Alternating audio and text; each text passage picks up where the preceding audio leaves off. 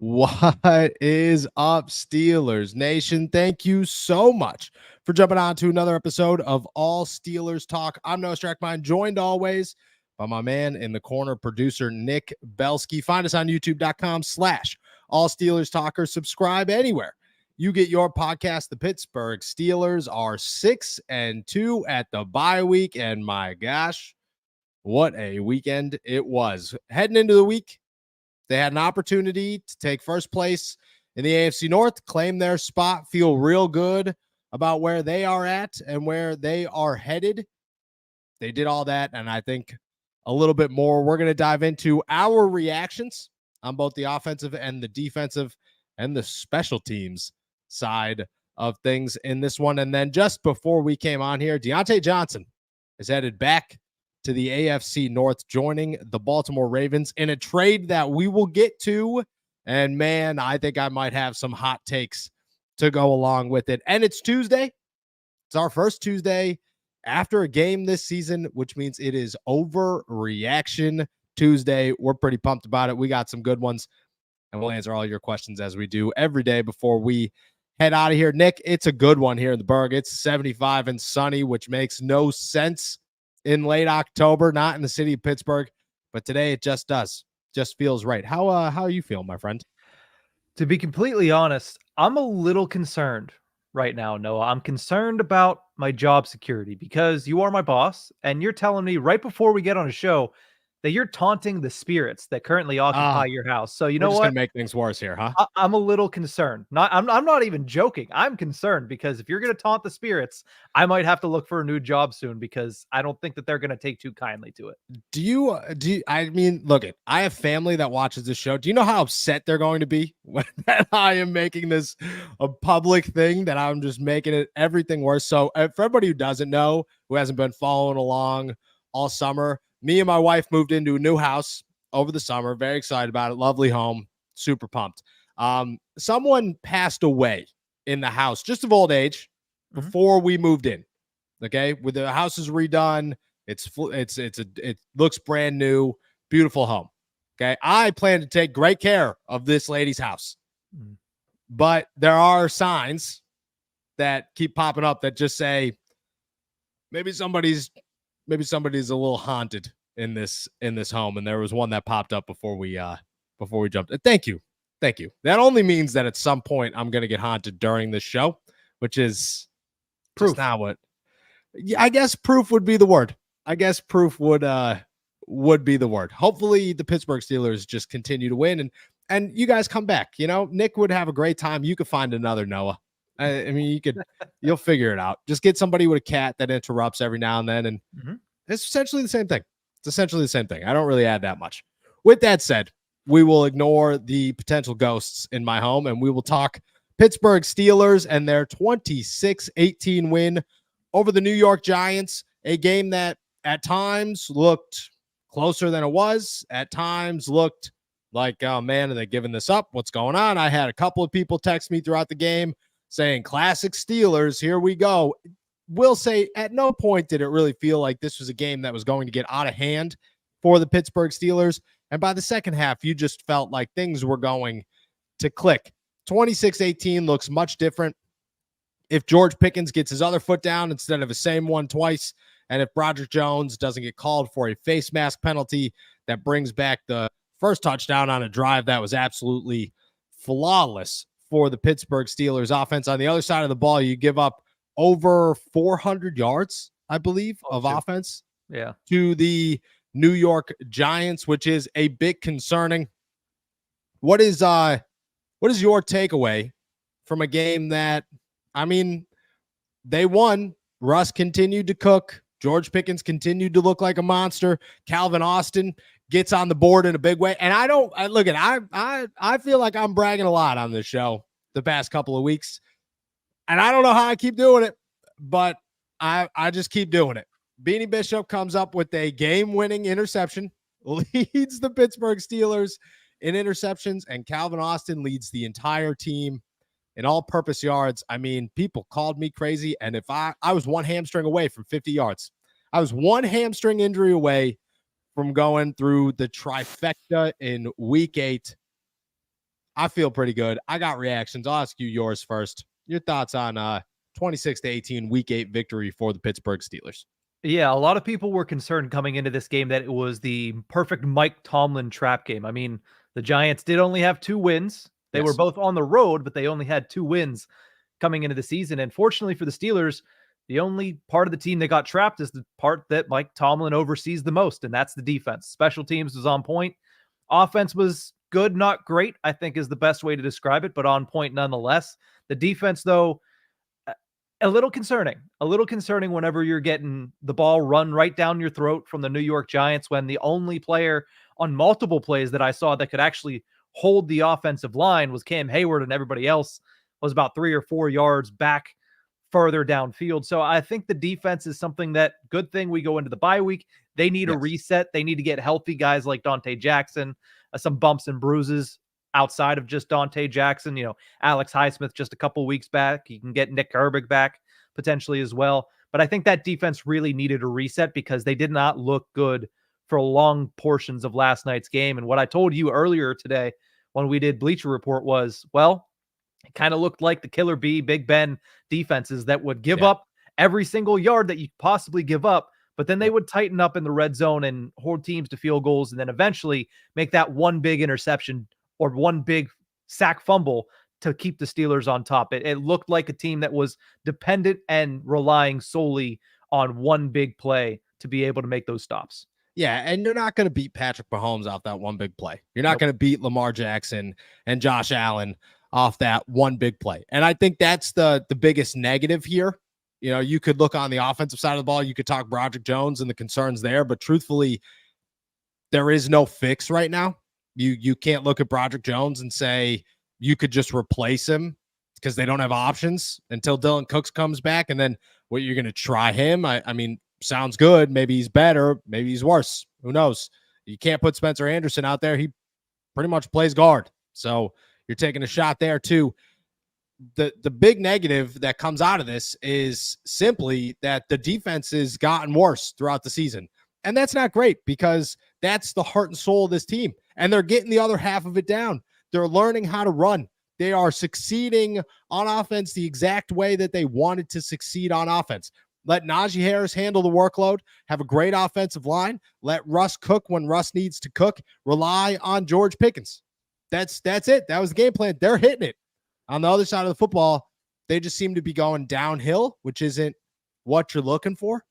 But I also have faith that if any side of the football is going to look themselves in the mirror, make themselves understand what needs to be fixed, and actually fix it, it's going to be TJ Watt. It's going to be Minkah Fitzpatrick. It's going to be Deontay Jackson and Joey Porter Jr. and Cam Hayward and all those guys. And I think that side of the football is much better equipped to make the changes necessary. Now, a lot of this comes down to Mike Tomlin. Your head coach has to look himself in the mirror and say, I'm not coaching a good defense right now. How do I adjust there? And he's not the greatest at adjustments. Let's be very honest there. Mike Tomlin is as stubborn as it gets, and it is not good most of the time. You have to be able to fix things. I have a sense that they will. That's their biggest goal during the bye week, is to fix things. On the offensive side of the ball, I mean, things are as good as they get. You can't, I don't know how you get better than this. You scored 26 points in a game that George Pickens gets his foot down, his other foot, and you could argue all day about whether or not that should have been a touchdown. If he gets his other foot down, that's 33 points. Broderick Jones doesn't get called for a face mask on an absolutely effortless drive. That's 40. That's a good game. That's a pretty good game right there. And everybody feels pretty all right about it. And then Danny Smith and company. Can I ask you a question? Yeah. Do you, what does it take? How many blocked field goals, punts, punt returns for a touchdown? How much you got to do before somebody that's not a head coach wins coach of the year in the NFL? Because there is nobody better than Danny Smith right now. There's nobody better than Danny Smith right now. He's the heart and soul of the Pittsburgh Steelers. I mean, if Mike Tomlin wins it, he should get an honorary award.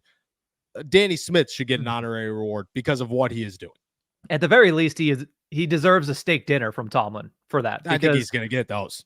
Because Every time the Giants lined up for a field goal yesterday, I was like, you know what? There is a more than 50% chance. And again, just feel, but there's more than 50% chance that they might block this field goal. That I saw on the first one, Minka jumped over the lineman like he did last week, and they didn't call leveraging on him. He also was a second too late. But every single time they go out there, it feels like the special teams can make an impact play. They've done it now for 3 or 4 straight weeks. And the fact that they keep doing that is just a testament to Danny Smith. A lot of people were unhappy with him early in the season, but his special teams, I mean, in every aspect of the game, have been extremely impressive so far this season. I agree.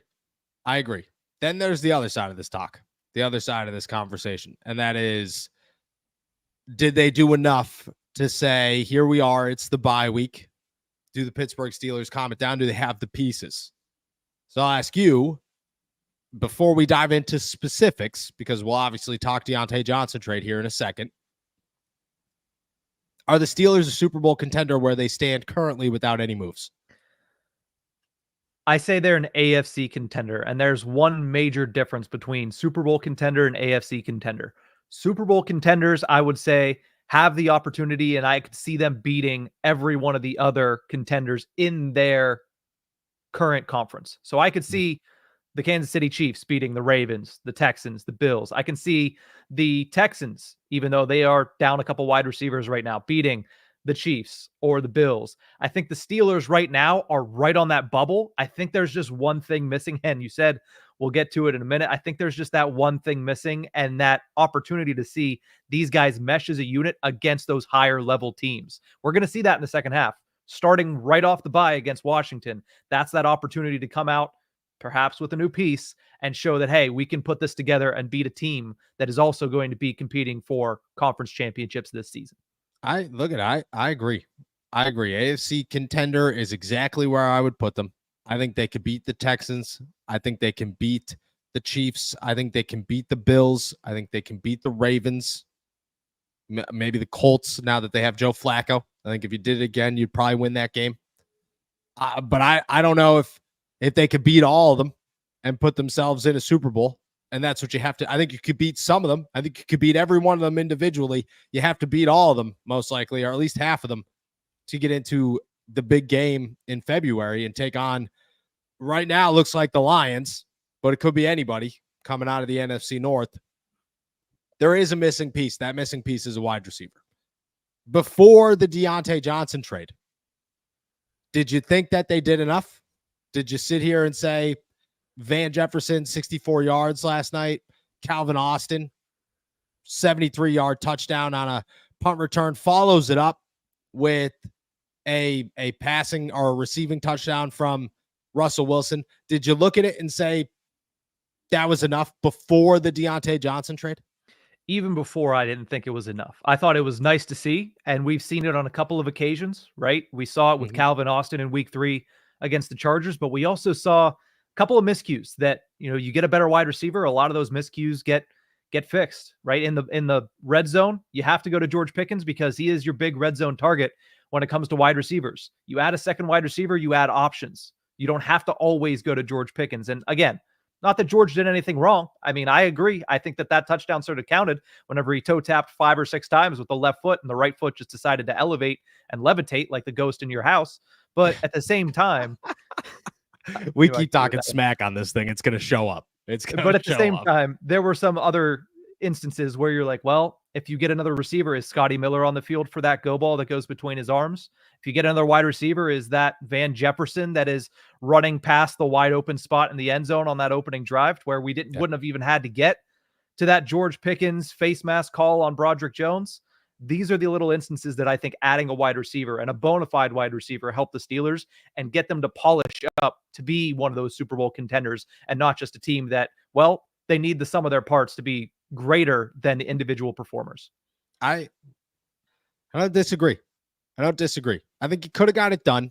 I think you could have developed that chemistry of Van Jefferson and Scotty Miller and made Calvin Austin more of this offense. And you could have found yourself in a spot by the end of the season where everything is clicking and Russell Wilson teaches Van Jefferson to sit in those holes and teaches Scotty Miller how to get more open in situations where, I mean, I don't even know if you could be more open. You just drop the football. It can work with George. I mean, chances are George Pickens gets that foot in 9 times out of 10. Mhm. You know, that's people will say whatever they want. I'm not blaming George for that one. You know, No. I hear 2 things hit. That's it. I did it. I did good. You got 2 people on it. That was a ridiculous catch. Most people aren't catching that football to begin with. Mhm. You literally caught it while being hit by 2 guys over somebody in the back of the end zone. I think you could have taught everybody that. Then Deontay Johnson goes to the Baltimore Ravens this afternoon. I almost said this morning for, first off, a wild trade. I mean, wild trade. You traded Deontay Johnson in a 6th round pick to the Ravens for a 5th round pick. You essentially, worst case scenario, moved up 10 spots at the bottom of the 5th round. That's all you did, because the Ravens aren't going to finish in the bottom 10 of the NFL. They're going to the playoffs. You're looking at pick 22, 23. They win the Super Bowl. You moved up 1 spot for Deontay Johnson. The Carolina Panthers are dumpster fire right now. And I think of David Tepper every time I drive by his building in the South Side. Every single time, or in Oakland, every single time I drive by it every day to come home from work. And every single time I drive by it, I just look at it and go, you are literally running a franchise and you are not doing well. And it's bad. And it's bad. That is the worst trade I've seen all season long. That was atrocious. And everybody can say whatever they want about Deontay Johnson. He's not a superstar. He's a locker room cancer. I don't care. He's a good wide receiver. He's a really good wide receiver. And he just made the Baltimore Ravens much better. Much better. And if they can control, because the one thing about Deontay Johnson is that, yeah, he was a cancer in a room that was filled with cancers. In a locker room that had no leadership, no coaching, that had nothing to lean on. He was viewed as the leader of an offense. That's not his role. He shouldn't be viewed that way. He was a guy, and he always had accountability. Baltimore doesn't have that drama. The Steelers have that drama. They had that drama. They don't have it this year. They had it last year. So I don't know if I blame Deontay for all that. I think Deontay, in the right situation, makes a team significantly better, and I think that's what he's going to do in Baltimore. I think it adds a ton of pressure to the Pittsburgh Steelers. I look at this right now and say, DeAndre Hopkins to the Kansas City Chiefs, whatever. They could look past it, and they could ignore it. Amari Cooper to the Buffalo, to the Buffalo Bills, whatever. They could look past it. You could go the offseason, Stephon Diggs to the Houston Texans. You could look past it. No big deal. Deontay Johnson to your AFC North rival that you own a 1-game lead over and still have to play twice in the back half of the season, that's pressure. They just added a ton of pressure to the Pittsburgh Steelers, and the Steelers know how good Deontay is. They paid him because they know how good Deontay is. They traded him because they wanted to get rid of all the nonsense. That's why they traded him. They didn't trade him because he's a bad wide receiver. They know how good he is. I think right now, where we currently stand, the market has to be the hottest. The sense of urgency has to be the most for the Pittsburgh Steelers to go make a wide receiver move, because just like you said, Van Jefferson misses a wide open touchdown last night. Scotty Miller lets a ball go right through his hands. Calvin Austin is emerging and looks great, but he'd look way better if you had somebody else. And George Pickens is a monster, but you want another George Pickens, or at least something close to George Pickens. I mean, the way I see it right now is the Ravens are the first team to make a move that everybody wants to talk. DeAndre Hopkins goes to the Chiefs. The Steelers have to respond. Omar Khan doesn't care about that. Deontay goes to the Ravens. Omar Khan's got his eyes on that. And he's now looking, going, okay, look, we got to match that. We're not going to lose the AFC North because Deontay Johnson's going to come in here and put up 150 on us, and we're going to have nobody to respond because George is out for a game or whatever it is. You know, it's just where that move to me was the first time I said the Steelers are now almost destined to be the team to make a move next, because they just watched the AFC North get so much tougher, and they're only, this is adapt or die. That's the NFL. And they have yet to adapt. They now need to, in my opinion, they have to go make a move. Yeah, I think when you look around, the AFC is in an arms race for wide receivers. The Steelers have supposedly been in on wide receivers since July, and they haven't been able to come away with one. And you mentioned it. Chiefs get Hopkins, Bills get Cooper, Ravens get Johnson, Jets got Devontae Adams, and they have 2 wins. Everybody in the AFC is saying, hey, when we look at the landscape, we know we're going to need another playmaker on the outside. The Steelers have said that they want another playmaker on the outside, but everybody else is pulling the trigger.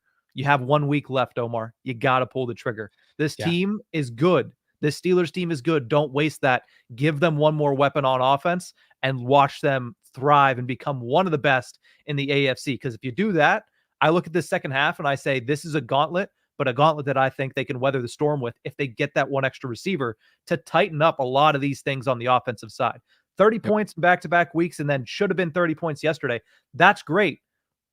But also a lot of those missed red zone opportunities, it's not going to fly against the Chiefs. You have to finish those drives with touchdowns. And to do that, I think they need one more option, especially at the wide receiver position.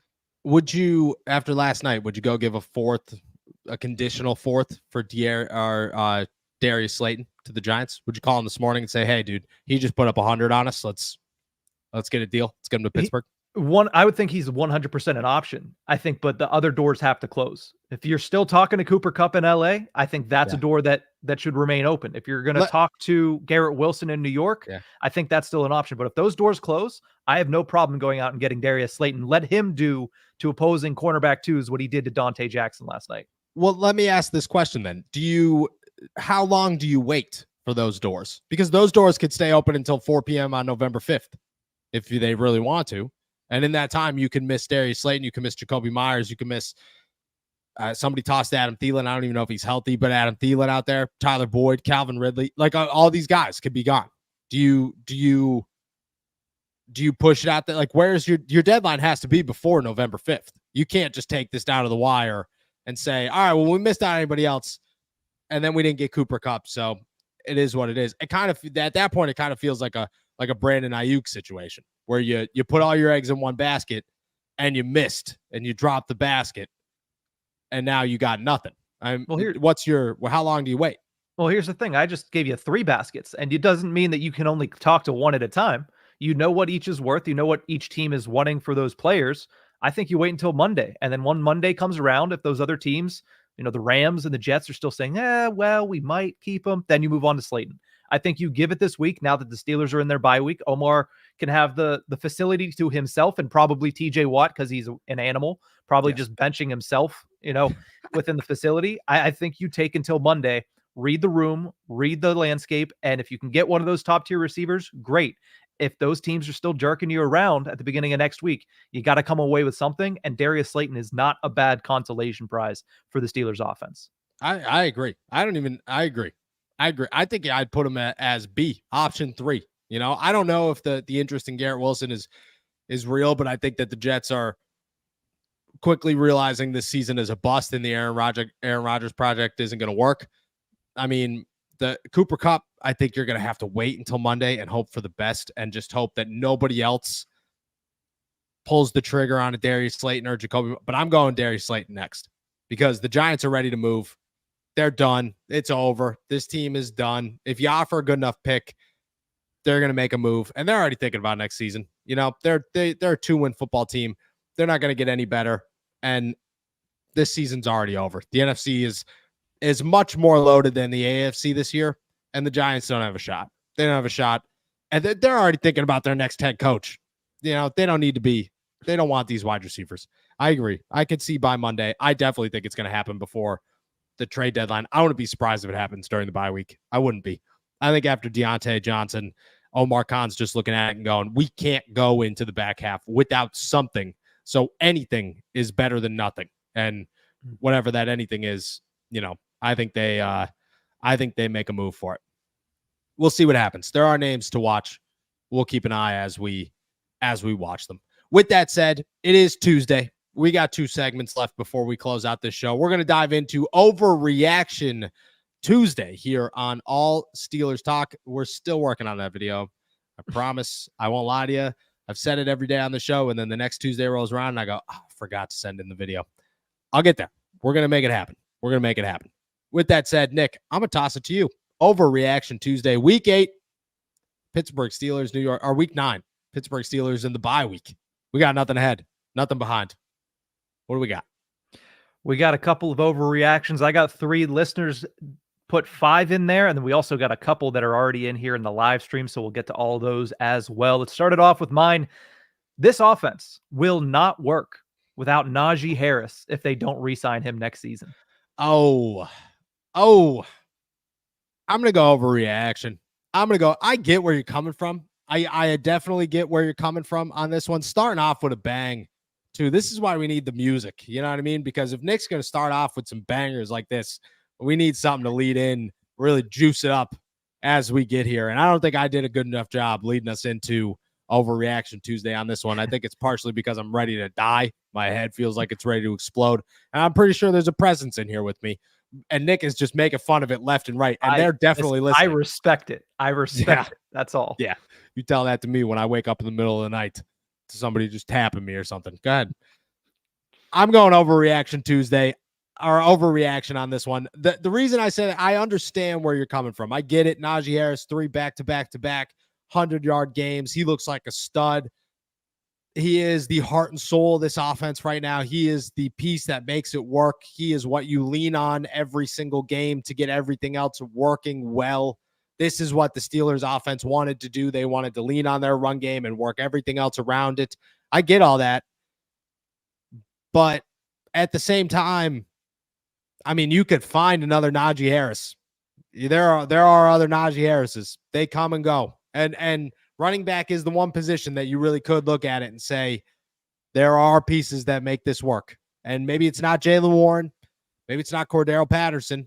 But who knows who it's going to be, because I just have a hard time saying if Ashton Genty finds his way to Pittsburgh that he's not going to be able to do these things and that he's just going to stink. I got a hard time saying that if, I don't know, whoever becomes a free agent in the offseason and the Steelers go out and get him, that it's just not going to work. So I get it, all respect to Najee Harris, but I'm going to go overreaction. I think you could replace Najee Harris with a Najee Harris level talent or higher and make it, I think it boosts their need for a running back in the offseason. I think it clearly makes it priority 2, maybe priority 3. But I would say you could find somebody else to carry that workload and take on Najee's hole here.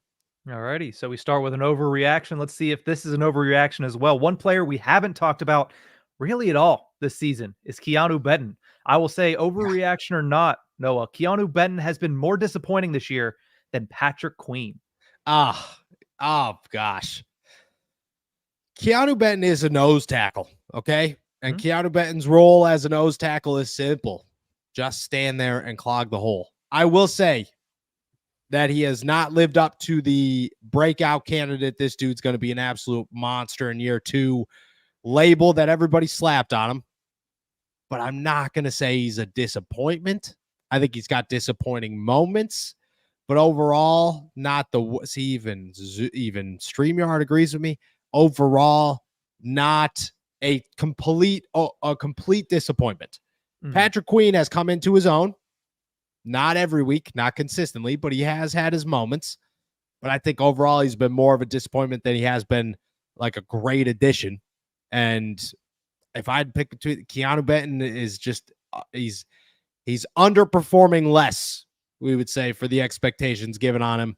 And I think that goes into the position that he plays and the role on defense. I will say he's got to do more. He's definitely got to do more. But I'm going to say walking the line of an overreaction, but an overreaction simply because I think the biggest disappointment on the Steelers right now is Patrick Queen. Like, without question, Patrick Queen. All righty, let's go to my last overreaction before we head over to the listeners. An offensive line built around Dan Moore, Zach Frazier, Mason McCormick, and Troy Fautanu will be top 5 in the NFL for several years. Ooh, wow. Hit me with a bang to finish yours. With a bang. You're saying Broderick Jones is gone. I'm saying I don't know where Broderick Jones is, but I would put Moore and Fautanu as your starting left and right tackles going into next year. I don't think I disagree with that. I don't think that is an overreaction. And I'll say Dan Moore is a guy that last year you wanted to move on from, that 2 years ago you wanted to move on from. This season, you're thinking about re-signing. This season, you're looking at it and going, he's clearly the better option than Broderick Jones. And Troy Fautanu is the future at right tackle. You hope, because you said the same thing about Broderick last year at left tackle. So you're hoping Troy does the same things at right, or better things at right. And I don't know what you do with Broderick. He's the most talented. He's just struggling. And he looked terrible last night. He looked so bad. He was the worst player on the Pittsburgh Steelers last night, and it wasn't debatable. I don't think that's an overreaction. I think if where I stand right now, if the season ended today, Dan Moore is getting a new contract. He's the left tackle. You developed him into a starting left tackle. Great job. That's what you want. Like, you want to draft guys in the 3rd and 4th round, develop them into starters, and make them the future of your team. You did it. Shout out. I mean, McCormick and Frazier are freaks. Isaac Seumalo is here for right now, but Troy looks like the future at right tackle. I'm going to say that's not an overreaction. We got to see what happens with Troy Fautanu, and if he could stay healthy and if he could stay consistent. But I think the rest of those three, we got a hard time arguing against it, because right now they are the most fun 3 to watch on that offensive line. Yeah, and to be fair, I also think that Isaac Seumalo is not getting traded or anything, but I'm not putting a 31-year-old into an overreaction about several years down the line. But I do like Isaac Seumalo as well. I don't want people to think that I don't. No, yeah. Especially not Isaac. He's a scary dude. Reasons. Let's jump over to the listener overreactions, the ones that were submitted on our community page earlier today, starting with Philip. And we already mentioned this man today. Danny Smith should be the Steelers head coach. Come on. This is my favorite segment of the week, only because it's the only time that I am allowed to look like a complete goofball. This is Jay. I don't read these. I have no idea what's coming my way. We do not communicate about these beforehand. This is all straight off the rip, and they are great. Overreaction. Okay. Danny Smith is a stud. He is one of my favorite humans on the planet, I would say. I've never heard anybody speak negatively about him ever in my entire life, myself included. He's top 5 people I would have had a beer with. But he's not a head coach of a football team. He's the best special teams coordinator in the NFL, and I think could go down as a Hall of Famer as the greatest special teams coordinator of all time. Remember all the years of people saying, Danny Smith's got to go. Danny Smith's got to go. Danny Smith's got to go. Well, you were wrong, pal. You were very wrong, because he does not need, he is killing it. He has been killing it for years. This unit is fantastic. They have put the pieces around him to make it work. He is the most underappreciated coach in football. I mean, coach of the year, maybe. Head coach of the Pittsburgh Steelers at 75, 76 years old. No, and I don't think he wants that either. I would say overreaction. Yeah, I mean, I'm just not putting him there. I'm just not putting him there. I don't want to ruin his legacy. And 2, I don't even think he'd want to take it. He'd look at it and be like, how am I supposed to drink beers at Sharky's during Latrobe if I got to be back the next day to coach a football? That's not going to happen. So, no, overreaction. Great one, but overreaction. All right, let's go over to Charles, who says the Steelers are a top 5 offense with Russ at the helm. Oh, top 5. No. Maybe. Maybe. Maybe. Who you got? Patrick Mahomes and the Chiefs just because it's Patrick Mahomes and the Chiefs? I mean, Baltimore, because, they are technically the number 1 offense in the NFL right now. You got the Lions, who look fantastic. Minnesota looks really good. Am I missing people? Baltimore had the best offense going into this week, and then they just added Deontay Johnson. And then they just, but that I mentioned them. There's 1, 2, 3, 4. Sorry. I don't know if I'm missing anybody else. I mean, I guess Houston, but they don't really have a ground game, and they just lost Stephon Diggs. The rest of the AFC is garbage. And then in the end, maybe Philadelphia. I would say borderline top 5. Yeah. Borderline top 5. I'm not going to say that's an overreaction. I don't know if they are exactly top 5, But I think you can make an argument to put him in the top 5. I think you could make that argument. Unless somebody's got teams that you're going to put ahead of them, I got a hard time sitting here saying it's not the Chiefs, the Lions. We could toss the Vikings in there, the Ravens. Then I don't know. Philly and Detroit. You may have, if healthy, you may have to throw the Bucks in there. But the problem is they're not healthy. They're not healthy. So, I mean, we're not talking the Steelers are a top 5 team when Russ has a calf injury. We're talking top 5 right now. So I would say maybe. I would say there's certainly a possibility and an argument to be made there. I'm not going to go overreaction, but I'm going to say you walk the line there. You definitely walk the line.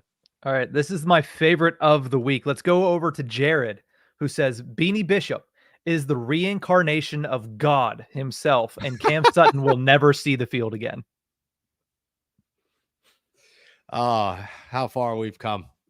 How far we've come. Look, and I love Beanie Bishop, man, and I'm so excited for this kid and the future of Beanie Bishop and the future of the Pittsburgh Steelers and how he's going to make his name here and he's going to have a legacy and so like Beanie is the next guy in Pittsburgh. I love every second of that. I do. And I love it even more that I hope I get an opportunity tomorrow to let him know, hey, dude, just so you know, I called that too. You know, you called it, I called it as well. Yeah. So shout out you. But there's like 3/4 of a football game where he is a mismatch, and those 3/4 of football count. So the future of the Pittsburgh Steelers, certainly. The next long-term starting slot corner of the Steelers, certainly. The next corner to probably get a big contract after Joey Porter Jr., certainly.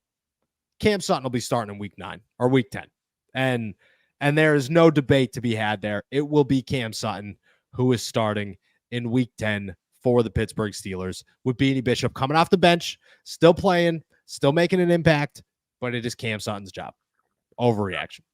All right, let's go over to Game Zone, who says, no debate, no question, Calvin Austin is wide receiver 2. Well, yeah, where we stand right now, yeah.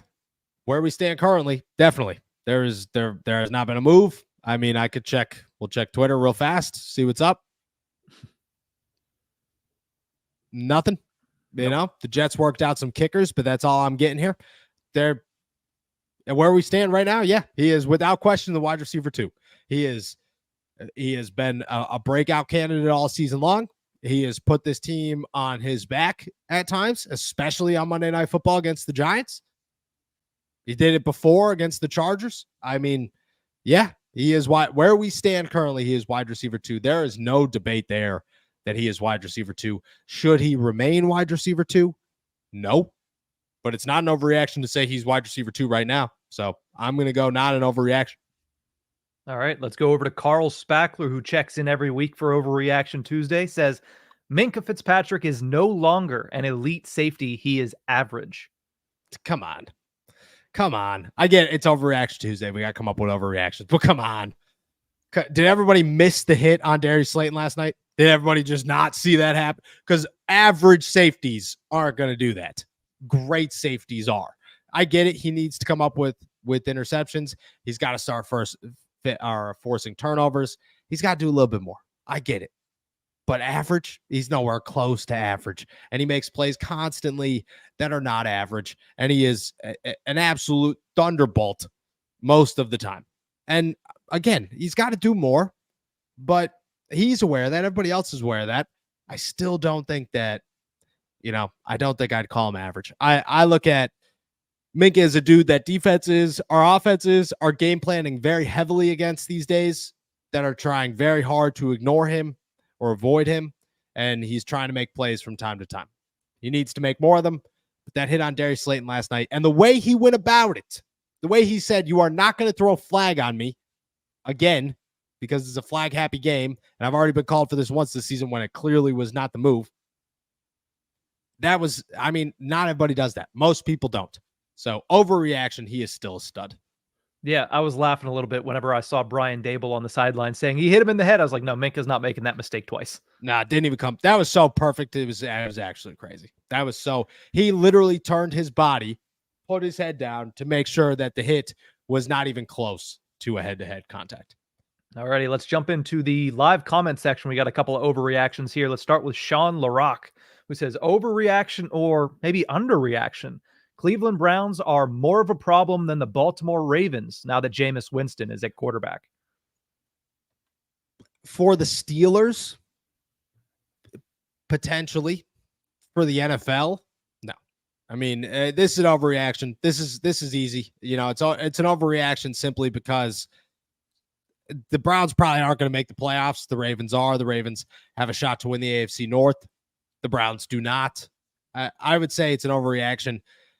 I love Jameis, and I think the Browns just got way better with him as a starting quarterback, but he's not, you know, he's not going to lead the Browns to the Super Bowl. He'd be lucky to get them into the playoffs, and they probably have to go undefeated to get into the playoffs. So I would say overreaction, and I'm still very high on the Baltimore Ravens, even if I'm higher on the Browns right now. All righty, let's go over to Landon, who says, is it an overreaction Tuesday? Yes, it is. He says, if so, Deshaun Elliott for Defensive Player of the Year, TJ Watt for MVP.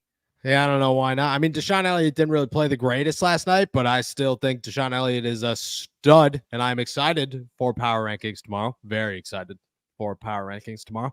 TJ Watt for MVP is not even debatable. Not even debatable in my eyes right now. Not even close. Name one guy in the NFL, Patrick Mahomes included, who's playing anywhere near as good as TJ Watt. Yeah, no, I can't think of one off the top of my head. You can't do it. You can't do it. Patrick Mahomes is not playing good football right now. Aiden Hutchinson was probably the closest thing to it. There isn't anybody. There is nobody out there that is playing anywhere near as good as TJ Watt. Now, obviously, MVP has become a quarterback award, and it will remain a quarterback award. But TJ Watt has played out of his mind. And right now, he is on pace for Defensive Player of the Year, but I really do think there should be MVP conversations to be had. And this is like the fourth time in his career that those conversations should be had. Dude is a legend. Not an overreaction. Maybe for the first part. Maybe for Deshaun Elliott, Defensive Player of the Year. But there is nobody in football. I would love for somebody to come and argue with me that somebody in football right now is playing better than TJ Watt, because just simply they are not. All righty, let's go over to Caleb Campbell, who says overreaction. Darnell Washington finishes the season with more touchdowns than Pat Freiermuth. Right now it is 2-1 in favor of Muth. Yeah, I gotta go overreaction on that. Simply because I just think Pat's going to be the guy that catches like those 3-yard touchdowns more consistently. I don't know where he was yesterday. I would imagine that comes more and more. I view Pat as a guy who has the potential to finish with like 10 touchdowns this season in the back half, just really go on a run at some point. I hope Darnell does it too. Chances are Pat has more touchdowns. I wouldn't be surprised if Pat, like, you know, George Pickens is going to finish the year with the most touchdowns in Pittsburgh outside of Najee, but I wouldn't be surprised if Pat's number 2. And the last one for this edition of Overreaction Tuesday, Stephen Cornfield says Beanie will be the best undrafted signing of 2024. Let me UDFA's 2024. Let's see what we got here. Let's see who's in here. Austin Reed, Keaton Slovis. No, I'm just joking. I mean, there really aren't anybody that stands out to me that says this is the guy. You know, this is somebody who's coming. I mean, I have a hard time arguing that one simply because not a lot of undrafted guys get opportunities. And I mean, nobody's going back-to-back games with 3 interceptions in two weeks. So I think that's an easy one. I think that is an easy, not an overreaction, simply because he shouldn't be doing this. He shouldn't have the opportunity. Mm-hmm. He shouldn't be on the field this much. He probably wouldn't be if it didn't all. There's always a slight thing of luck in this. And he definitely, in the circumstance that he was in, got a little bit lucky, you know, and for the wrong reasons, but probably got a little bit lucky. So I would say, yeah, not an overreaction. Beanie Bishop I will say, and is the best undrafted signing of 2024. That's a wrap for Overreaction Tuesday this week then. Beautiful. All right. With that said, that was fantastic. By the way, we got to get some music. I need, you know what I mean. We need a little oomph in this little pop. I also need to not be sick. I think that would help quite a bit. We're gonna pivot, answer all of your questions as we do every day before we head out of here. But first, we got a quick word from our boys over at Rocket Money. Rocket Money is a personal finance app that helps you find and cancel your unwanted subscriptions, monitors your spending, and helps lower your bills so you can grow your savings. See all of your subscriptions in one place and know exactly where your money is going. And for any that you don't want anymore, Rocket Money can help you cancel them with just a few taps. Rocket Money's dashboard gives you a clear view of your expenses across all accounts, easily creates a personalized budget with custom categories to help keep your spending on track, and sees your monthly spending trends in each category to know exactly where your money is going.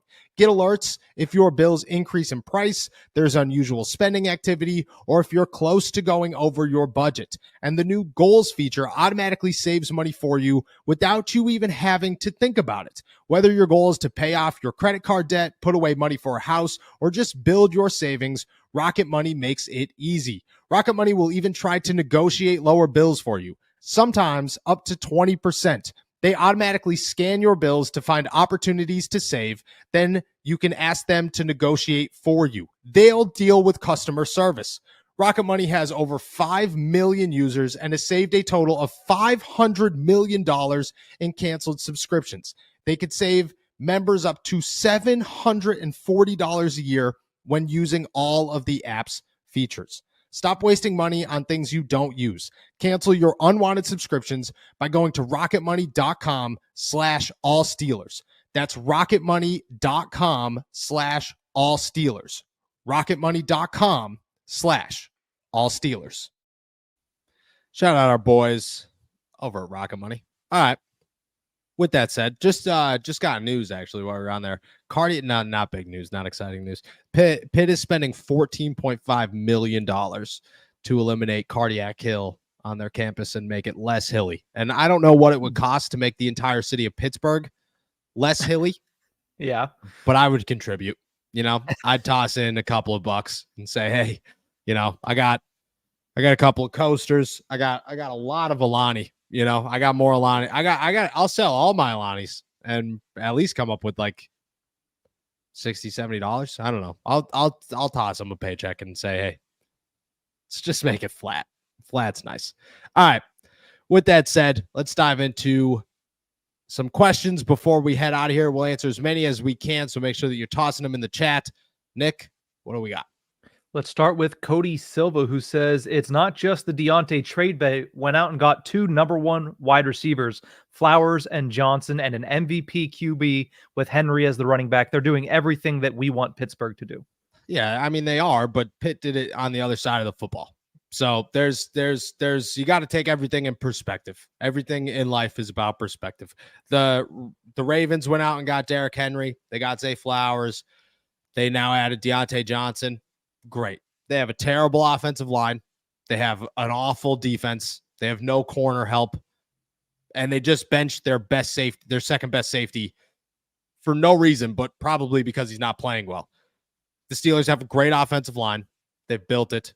They have a good running back already. They didn't need to go out and get a Derrick Henry. They have a 10 times better defense than the Baltimore Ravens. I just think it's all perspective. I look at it and say, yeah, the Ravens did a lot with the real flashy positions. The Steelers did a lot in the positions that people will not pay a ton of attention to, like signed Patrick Queen and Deshaun Elliott, who have become absolute studs, along with Deontay Jackson. You know, it's all about the positions that people want to talk about. Everybody wants to focus on the positions that score. Nobody wants to focus on the positions that get you the opportunities to score. Let's go over to Cody's second question here. It says, if you're going to give a first or a second round pick for Garrett Wilson, why not hit up the Giants and try to get Malik Neighbors or Jacksonville and Brian Thomas Jr.? Because both of those guys are not on the market. Their first round picks this year. Garrett Wilson is a third-year wide receiver for the Giants. Like, he's got one more year on his rookie contract. He is in that position where you either sign him or sell him after the season. It just makes more sense, both of these guys have 4 more years on their contracts before you toss in the 5th-year option. It just neither of those are realistic options. Garrett Wilson is, because at some point the Jets are going to have to make a decision. And quite frankly, I got a hard time believing Garrett Wilson wants to stay in New York with no plan and no head coach. Let's go over to Demetrius, who says, I know we won't keep Harris, but if we did, what would that number be after his performance and 3 100-yard games in a row? Yeah, I would bet he signs for 10 to $12 million this offseason. That would be my guess. As he's a $10 to $12 million per year running back next season. The Steelers are not going to look to pay that. They got other guys that they need to pay, TJ Watt included, probably Russell Wilson included. So they're not going to look to do that. Dan Moore probably included. They just Larry Ogunjobi. Deontay Jackson. The list goes on and on. They don't have the funds. But I would guess he's $10 to $12 million. Let's go over to Lawrence, who says, is Adam Thielen attainable for the Steelers? I don't know if he's healthy. If he is, why not? Sell house, get rid of everybody. It's not like the Panthers are getting better. They are the worst team in football, and it is not even remotely close who is the worst team in football. It's just them. It's just them.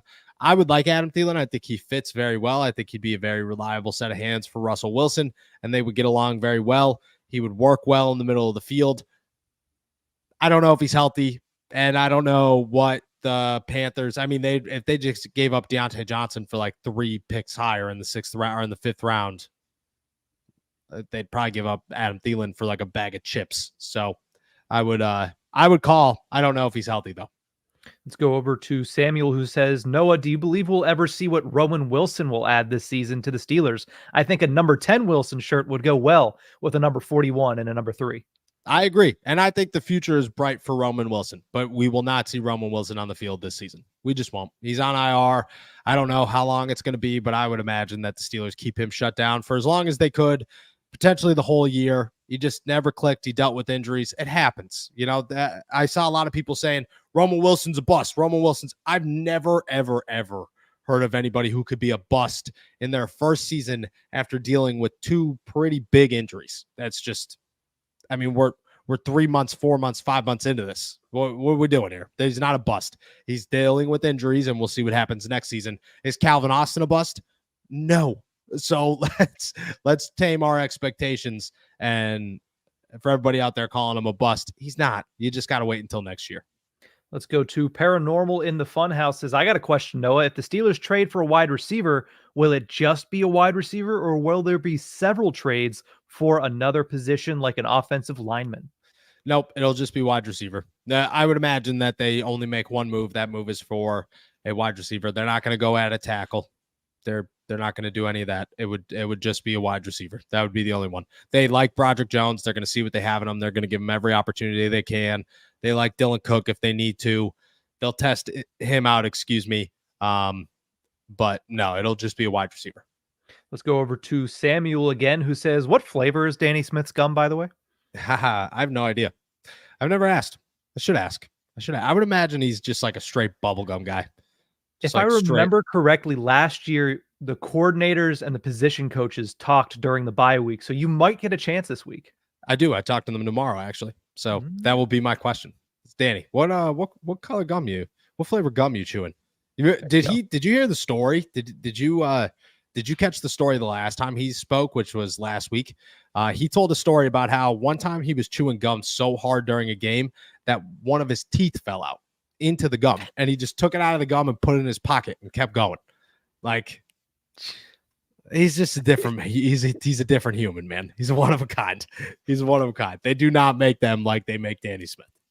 Let's go over to X Concepts, who says, no, would you start Cam Sutton right away? Beanie has been very clutch, but also looks lost in some of the game. Yeah, he's been clutch the last 2 weeks, and I think that's a good trend. 2 is a trend, but I would still start Cam Sutton. He's much more reliable across the board. He's a proven veteran in this league. I would start Cam. I wouldn't keep Beanie on the bench. Like, I wouldn't say his season's over. I would just look at it and say, Cam's the starter. Beanie's going to come in from time to time.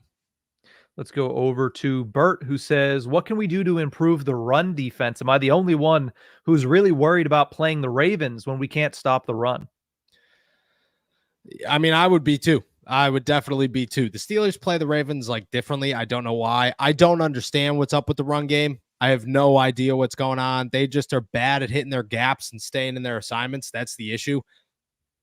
I think it's fixable, but it's been an issue for years now. So I just don't know where you go from here. I don't know how you fix it. I think it's schematics. That's how I think it's schematics that they are just not playing defenses built to stop the run. I don't know. That's my biggest adjustment during the bye week is you have to go out there and you have to fix the run defense. You have to. You have no excuse. We have a couple big name wide receiver questions here. Big Al contributes and says, I want DK. Reunite him and Russell Wilson. I think DK would be a good one if he's healthy. He's banged up right now, but, why not? The problem is Seattle's winning. They need to stop winning, and I don't know if 1 week is going to be enough. So I like DK. I don't think he's going to happen, but I like DK. The Fields is for the Pickens throws another name in here, says, how about Tyreek Hill when the Dolphins lose to the Bills this week? Yeah, the problem with Tyreek Hill is that you are taking on like a $30 million contract, $32 million contract or something, and even after what they paid him, it's like 26. So you're just not going to be able to come up with that money. And if we're going to be even more honest, the Steelers would not add Tyreek Hill simply because they got rid of Deontay Johnson because he was an issue. They would not acquire Tyreek Hill, who is known to be a pretty massive issue. All right, let's go over to Carl Spackler, who says, I got a question for you. Would you be opposed to trading for a younger wide receiver, somebody like Adonai Mitchell? It seems like the Colts barely use him, and Richardson seems to be a slow learner. I would trade for a younger wide receiver. But here's the thing, because this is the third rookie that's been tossed out during the show.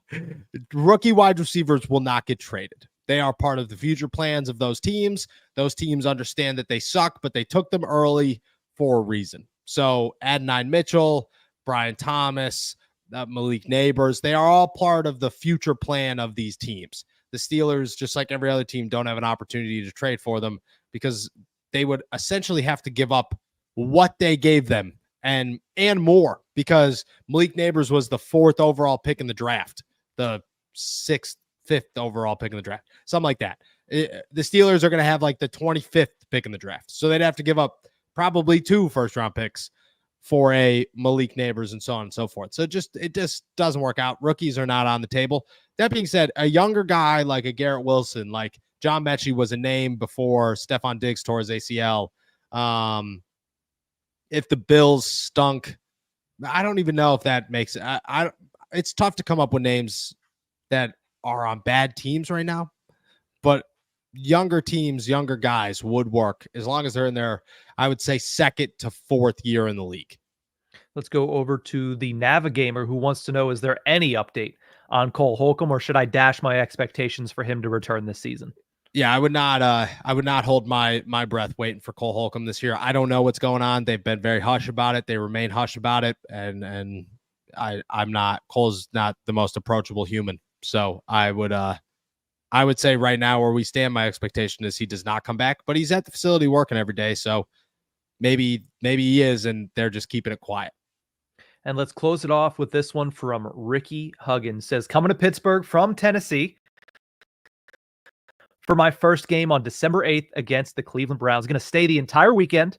What should I do in Pittsburgh aside from going to the Steelers game? Go to Lawrenceville, go to the Strip. Those are always my go-tos. Go to the zoo. It's December. Don't go to the zoo. Although they do the Christmas lights. That's pretty cool. So you go to the zoo. Go watch the sky, especially in Christmas. Go up to the skyline. Get some dinner up there. Some ice cream. I eat ice cream all year long, so do what you got to do. I would go to Lawrenceville. I would go to the Strip District. Those would be my big ones. And then I'd just hang out in Pittsburgh, man, and just explore and shop and check out some mom and pop shops in Shadyside and Lawrenceville and those areas and see what's up. And then go eat some breakfast at Nancy's in Wilkinsburg. Don't show up looking real fancy, but do your thing, because it's worth it. That food is fantastic. Yeah, a lot of it's food, but also if you like museums, Andy Warhol Museum is really cool. Yeah, I always forget about the museums. Dude, the Natural History Museum is my go-to. That is the great. I'd go to the Natural History Museum 100 times because it is just so awesome. So yeah, that's a good one. Good way to remind me on that one. That's a good one too. Let's go to this statement, not a question, to close out the show. Actually, the Fields is for the Pickens contributes, as we appreciate always, and says the Steelers are going to stand pat and Russ is going to unlock Scotty Miller. I like this, and I appreciate this one. The Fields is for the Pickens because I'm feeling like garbage as we head out of here. My throat is just like closing up by the second, so I feel like I'm giving shorter and shorter answers. Hopefully that's fixed tomorrow with a little Dayquil. But this one brought a smile to my face, so I appreciate it. I don't think that's going to happen. I do like that Scotty Miller got in the game yesterday. What if we just said they stand pat and Calvin Austin becomes a 1,000-yard wide receiver? Maybe that's my next bold prediction.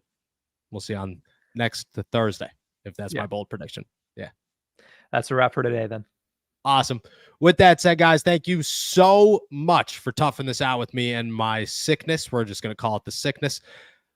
Jumping on to another episode of All Steelers Talk. Make sure to subscribe to us on YouTube, youtube.com/All Steelers Talk. Check us out anywhere you get your podcasts. As always, find all of our work at si.com/NFL/Steelers. We will be back tomorrow and throughout the entire bye week. So don't think that because there's no football, we will not be here. We will be here all week long. Check us out 4 p.m. Eastern time. With that said, enjoy another beautiful day in the Berg. Peace.